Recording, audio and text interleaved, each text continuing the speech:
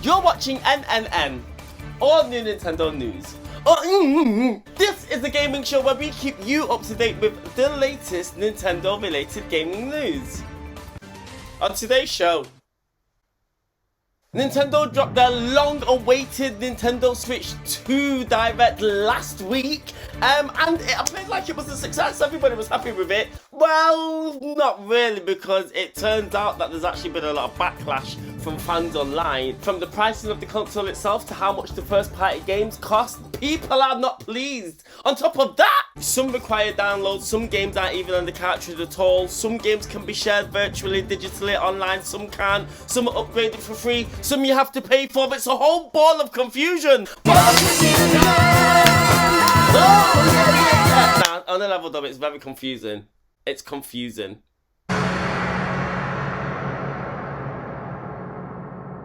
Okay, so the first thing that I want to complain about, and I'm not gonna lie, I'm upset about this. Nintendo, you've done me dirty. For the last generation, on the Nintendo Switch 1 console, I have been plagued, and so has the entire gaming population, have been plagued with Joy-Con drift. I have brought so many Joy-Con controllers on the Nintendo Switch 1 because they just drift straight away. Drift instantly. Pull it out of the box and drift them within 3 days. What's that about, Nintendo? It's not okay. It's not okay. The Joy-Cons are moving now. I feel like there's a ghost in my house. It turns out that Nintendo's not even bothered to fix it!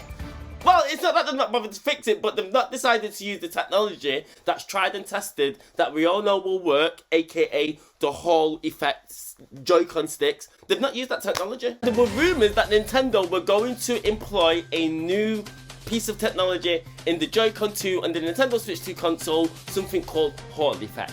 What is Hall effect? I need to read the article because I can't explain this to you. So Hall effect sticks, which are named after the US physicist Edwin Hall, use magnets and electrical conductors to measure the position of the stick, which make them effectively immune from drift. Everybody thought that the Nintendo Switch was bound to use this Hall effect technology, because why would Nintendo want to go into another generation plagued with these problems? Like, people tried to sue Nintendo for this. Someone asked Nintendo, have you fixed Joy-Con drift? And they basically said, look, we've made a new controller, we started it from scratch. Yeah, but that doesn't answer the question. Have you fixed Joy-Con drift? Reading an article on Nintendo Life, it says some guy called Nate Bildorf, is that his name? Bildorf? Some guy called Nate Bildorf, he's the Senior Vice President of Product Development and Publishing. So basically, in an interview, someone's asked him, do the Switch Joy-Cons have the Hall effect? And he's gone, well, the Joy-Con 2 controllers have been designed from the ground up. They're not Hall effect sticks, but they feel really good. That doesn't answer the question, have you sorted Joy-Con drift or not? I'm fuming they've not fixed it. I thought it was a no-brainer. Another thing that's bothering me. Game card keys. What are game card keys, I hear you say? We all know that the Switch 2 has the capability to play Switch 1 games by backwards compatibility. Put the cartridge in, Bob's your uncle, the game works. Now, on the Nintendo Switch 1, if the game is too big to fit on the cartridge, then what developers would do is they would put a download code in the box for you to download the game. Now, it's cheeky because I'm buying a physical game, but yet what you're giving me is a piece of paper in a box, which means I'm buying a digital game, really. I'm just paying for the case. On top of that, the digital game is now locked into my system. It's not what I want when I buy physical games. So what Nintendo decided to do is Nintendo have made a brand new solution to this dilemma, and Nintendo have given us game card keys. You still have to download the game onto your system. However, because you now get an actual physical blank cartridge which almost acts as a key to unlock the game, you put the cartridge in your Switch 2, you download the rest of the game onto your system, which means there is no difference. But the bonus now is that that game isn't now locked to my system. The game is actually unlocked through the cartridge. Fantastic. I can still resell this game. I can borrow my game out to people. This is a game changer, Nintendo. Thank you. Thank you. I mean, I think this is a brilliant idea. I mean, is this Nintendo trend setting again? And Nintendo setting the trend again? But the reason why I'm annoyed is because you're not really solving anything, Nintendo. Because at the end of the day, what happens when these digital servers go offline? I put my cartridge in my Switch 2, I don't know, in 15, 20 years, and then the servers are offline, I can't actually download the key anymore to access the game. Like, if those servers get deleted online, then my game now has no value. This physical game that I've got has no value. Now you just give me a card. You've just given me a cart in a box, and you've charged me $74.99 for it. It's not okay. I feel like Nintendo was just like the last video game company to truly care about physical games and truly value them. Microsoft and Sony started to go down that digital path years ago. Nintendo collectors, Nintendo fans, they like collecting physical games.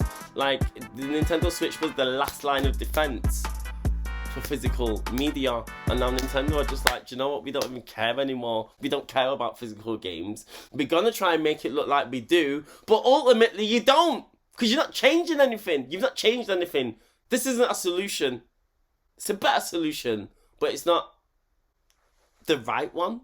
Now, this is just the way of developers gaining more money and maximizing the profits. Like, technically, a game developer can buy a huge cart and make sure that the game goes on there, but what they're doing is they're being cheapskates and they're buying small carts so they don't have to pay as much for the cartridge, and then you're charging us more, you know what I mean? We're not seeing any reflection in the cost that you're charging consumers because you're buying a cheaper cart.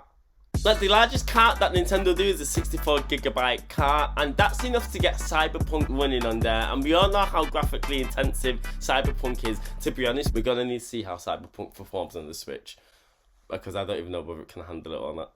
The point I'm making is that I understand that some next-gen games will be too big to fit on a standard Nintendo Switch 2 cartridge. Some of them will exceed the 64GB capacity. I dread to think how big Call of Duty is. Like, Call of Duty on the next-gen consoles is like, it's wild gigage. The gigage is wild. Giggly, giggly, giggly, giggly, giggly, giggly, giggly, giggly. Just give us the games on the cart. Make game cartridges bigger capacity. Do what you need to do. Just compress the games more. Do what you need to do. Just this download code business, Nintendo, stop it. The next thing that I want to complain about, this one's not actually that big of a deal. It just does my head in a little bit. So Nintendo finally dragged themselves into the current modern day generation, and they finally give Switch 2 owners a easy, convenient, seamless and intuitive way to get involved with voice chat and talk to your friends online. A step in the right direction, Nintendo. Now, the other thing that I've also been asking for the last 15 to 20 years is for Nintendo to implement achievements on their console. Every generation, I always hope for achievements. I see PlayStation and Xbox owners getting so much replay value from playing their games. I'm seeing my friends playing games that are 6 years old because they're just trying to clock them again to try and get the achievements. Do you know what I mean? Having achievements is a really good feature. It's easy to implement. I'm sure it is. It can't be that hard, right, gaming developers? I just love the idea of achievements now, and I'd love them even more on Nintendo console. It would give me a reason to get competitive with my friends. Do you know what I mean? It would keep me coming back to a game. It just extends the life so much. Well, it turns out that Nintendo have finally confirmed that we won't be getting them this generation, so now I've got to wait another 10 years to see if we get them on the next system. So reading an article on Polygon, it says when we asked the Vice President of Player and Product Experience, Bill Trinan, if we can expect achievements, he gave a pretty clear answer. He said nope. But then, on the flip side, Nintendo is kind of still experimenting with achievement systems, because according to this, it says in the Switch 2 versions of The Legend of Zelda Breath of the Wild and Tears of the Kingdom, both games will let you earn medals on the Nintendo Switch phone app when you do things like travel long distances or collect a large number of rupees. Those will be tracked inside the Zelda Notes part of the app, and you'll be able to see how you compare against other players around the world. Just put achievements on the system, bake them in. Now again, it's not a big massive thing, but I just really wish that Nintendo would just do what everyone else is doing sometimes. Please. And another thing that really bothers me, this Welcome Tour mode game. Have you heard of it? Now, Nintendo announced Welcome Tour. What's it called? Welcome Tour mode. Is that what it's called? I don't even know if that's what it's called. Is that what it's called? I don't even care. Is it? What's it called? This is Nintendo Switch 2 Welcome Tour. Exclusive to Nintendo Switch 2. Switch 2 Welcome Tour.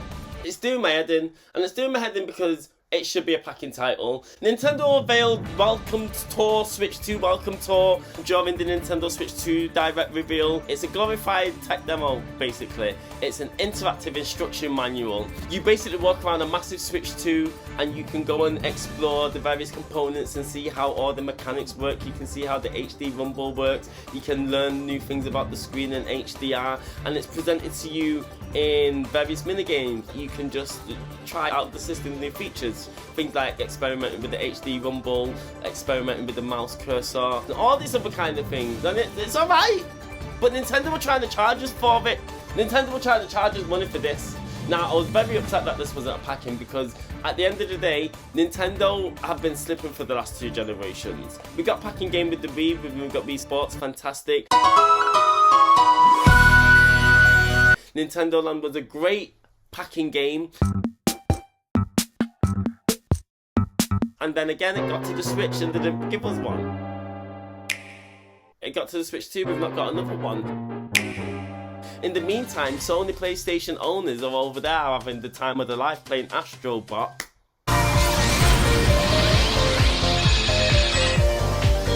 That was one of the best packings I've ever seen to showcase a system's strengths. Nintendo needs to be doing something like that.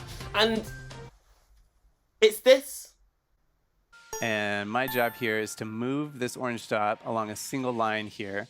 And as I got close to the hidden point here, I'm going to start feeling the vibration in the controller. So this does not stand up to Astrobot's quality. But even worse than that, you're charging us for it. Nintendo will finally give us a price for how much they're going to charge us for this game. It's $9.99. Now, I know it's not expensive, but every single time I watch a video of this, I can't help but think this should be a packing game. Do not charge us for it. If Sony did not charge us for Astro Bot, which is an incredible platforming experience that really showcases off the DualSense controller's capabilities, if they didn't charge us for that, then you can't charge us for this. I can't, my voice. They're upsetting me. You're upsetting me, Nintendo. You're actually upsetting me. Get rid of the price and make it free.